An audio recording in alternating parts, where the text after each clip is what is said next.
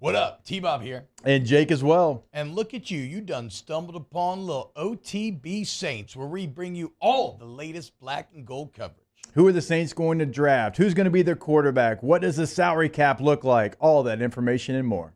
Hope you enjoy it. Like, subscribe. So who's realistically going to be there if you're picking and you're the New Orleans Saints? Let's look at some of the guys you have. J.C. Latham, who personally I think is going to be already gone by the time you get there at 14. But look, guys fall all the time. I mean, he's projected somewhere around 11 or 12. So falling to 14 is not a huge concern. So he played right tackle at Alabama. Caden Proctor was on the left side. We know about Caden Proctor. We've talked about him multiple times on this show. J.C. Latham struggled early in this season. Now, he got better as the year went on, and that entire offense was bad at the beginning of the year. I mean, we remember they scored 13 points and almost lost to South Florida. Then they get it together. They pull off a couple big wins. They make it all the way to the college football playoff.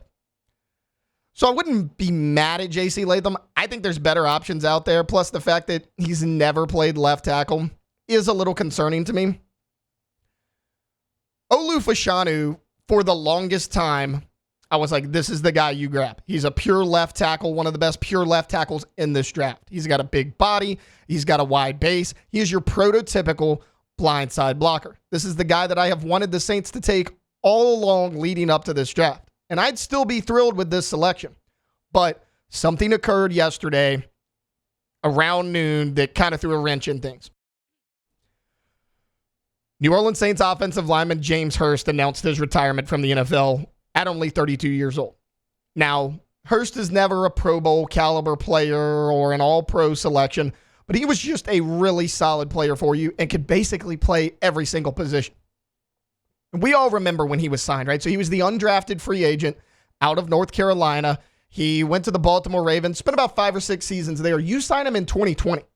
And I, like a lot of you others, were probably like, well, you know, this is a solid depth piece. We'll see what he can do. He can be a spot starter here and there. He wound up starting a lot of games for you at multiple positions. He played left tackle last year. He filled in at some right tackle when Ryan Ramczyk was dealing with his number of injuries. You know he can play guard. You always look for that swing guy, right? You're like, hey, we need a swing guard and a swing tackle. He was the swing guy.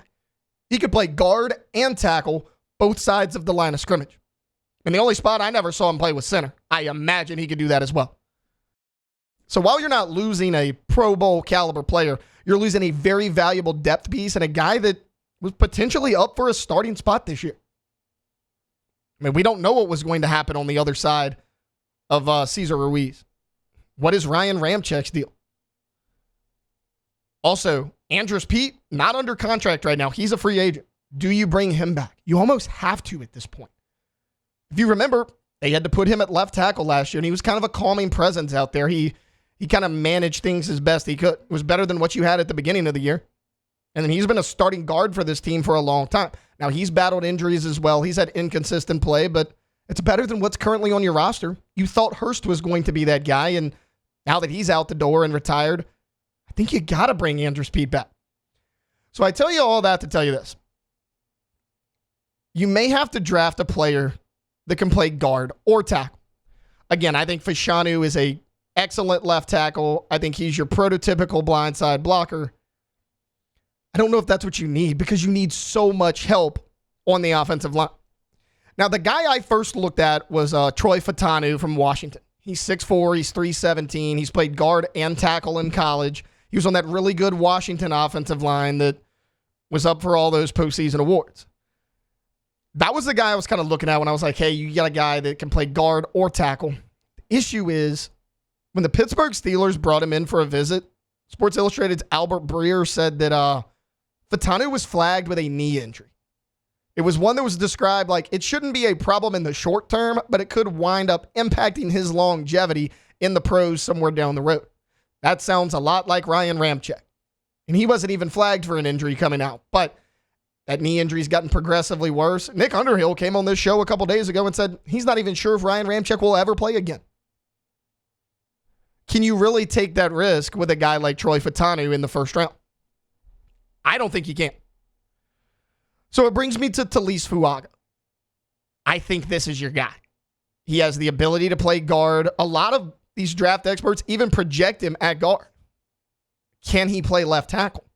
Because he spent most of his time at right tackle out there at Oregon State, not unlike J.C. Latham. Many believe that he can be a left tackle. He can be that swing tackle. We were just talking about James Hurst's versatility.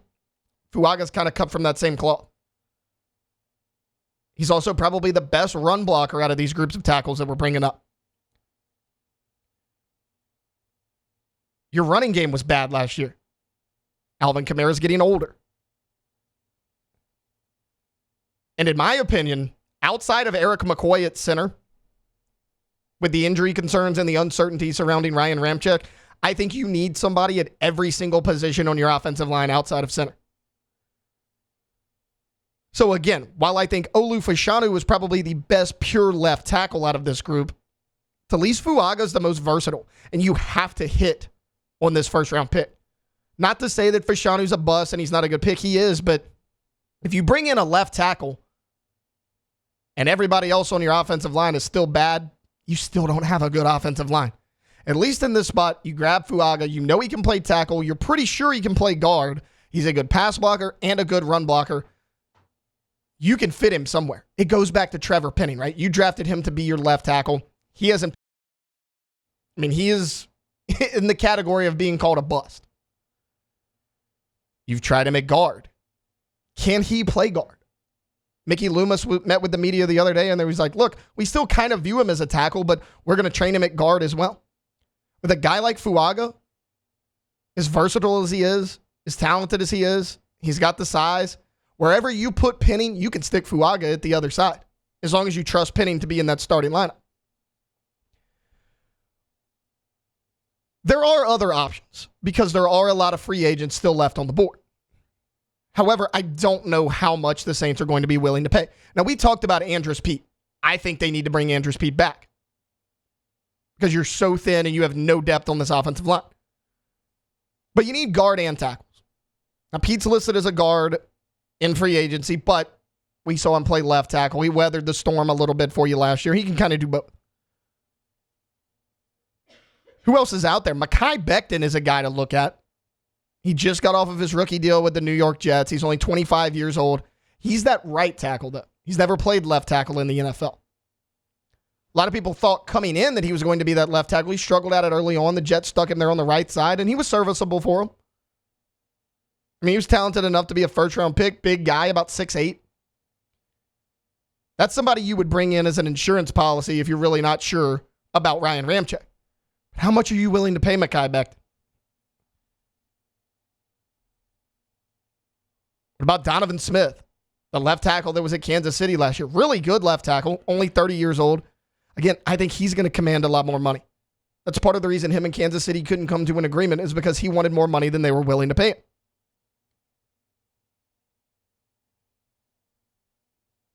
What about Matt Fielder from Tampa Bay? 31 years old. His projected salary is $2.5 million. That's a guy you could bring in to come play guard for you. Again, he's still relatively young. Not a ton of injury history. Why not bring in a guy like that? So as far as the first round goes, I think you have options. Do you go with the tackle and try to piece it together in free agency? You can. You're going to have to break the bank a little bit to do it. Or do you bring in a guy like Fuaga who you're like, hey, whether it's guard, whether it's tackle, whether it's the left side or the right side, we can stick him anywhere and we'd feel happy about it. It's your replacement for James Hurst, hopefully an upgrade from James Hurst, and you know that one of your spots on the offensive line will be shored up and fixed. That you do know. I think it's a safe pick. Now, I get it. You're like, oh, well, if you're the Saints, you can't have a safe pick. I get that. You want to grab the best player available, but you also have to hit on this first-round pick. Dennis Allen does not have time in New Orleans to miss on another first-round pick. He can't do it. And he's been underwhelming for 2 years. I don't know how long his leash is. Wow, just amazing black and gold takes right there, Jake. I don't think I've ever heard any takes that are better than the two guys that just gave you that take. And you can keep getting them by going ahead and liking, subscribing, ringing the bell to get notifications when we post. Have a great day. We'll see you on the next OTB Saints.